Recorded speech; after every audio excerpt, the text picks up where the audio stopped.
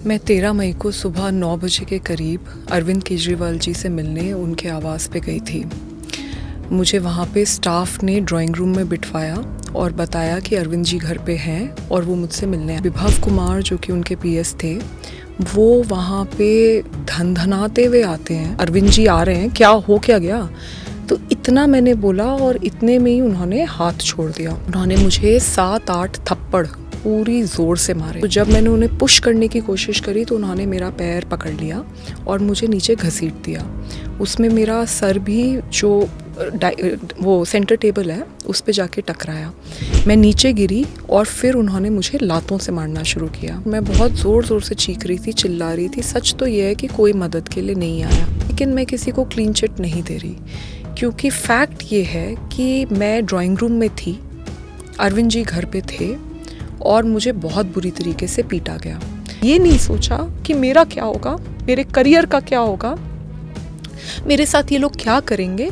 मैंने सिर्फ ये सोचा कि जो चीज़ मैंने सारी महिलाओं को बोली है कि आप हमेशा सच के साथ खड़े हो, आप सच्ची कंप्लेंट करो, लेकिन आपके साथ अगर कुछ गलत हुआ है तो आप ज़रूर लड़ो। तो आज मैं खुद कैसे नहीं लड़ सकती। कि मई 13 को जो इंसिडेंट्स हुए थे उसके बारे में अगर आप बताएं कि क्या हुआ था उस दिन। मैं 13 मई को सुबह 9 बजे के करीब अरविंद केजरीवाल जी से मिलने उनके आवास पे गई थी। मुझे वहाँ पे स्टाफ ने ड्राइंग रूम में बिठवाया और बताया कि अरविंद जी घर पे हैं और वो मुझसे मिलने आ रहे हैं। इतने में विभव कुमार जो कि उनके पीएस थे, वो वहाँ पे धनधनाते हुए आते हैं और मैंने उनको बोला भी कि भाई क्या हो गया, मतलब अरविंद जी आ रहे हैं, क्या गया। तो इतना मैंने बोला और इतने में ही उन्होंने हाथ छोड़ दिया। उन्होंने मुझे 7-8 थप्पड़ पूरी ज़ोर से मारे। तो जब मैंने उन्हें पुश करने की कोशिश करी तो उन्होंने मेरा पैर पकड़ लिया और मुझे नीचे घसीट दिया। उसमें मेरा सर भी जो वो सेंटर टेबल है उस पे जाके टकराया।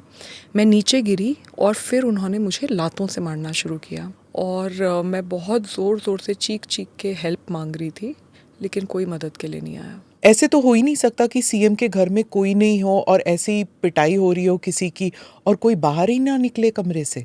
जी, वही अजीब बात है और मैं बहुत ज़ोर से चीख रही थी, चिल्ला रही थी। सच तो ये है कि कोई मदद के लिए नहीं आया। आप कह रही हैं किसी के इंस्ट्रक्शंस पर, यानी कि खुद ब खुद विभव में इतनी जुर्रत नहीं होगी कि वो खुद पीटे।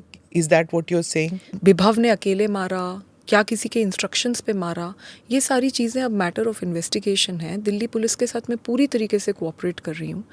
हाँ, मैं ये भी है, लेकिन मैं किसी को क्लीन चिट नहीं दे रही, क्योंकि फैक्ट ये है कि मैं ड्राइंग रूम में थी, अरविंद जी घर पे थे और मुझे बहुत बुरी तरीके से पीटा गया।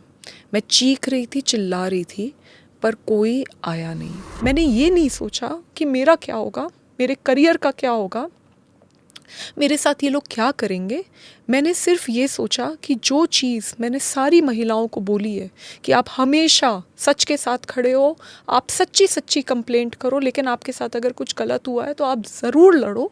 तो आज मैं खुद कैसे नहीं लड़ सकती।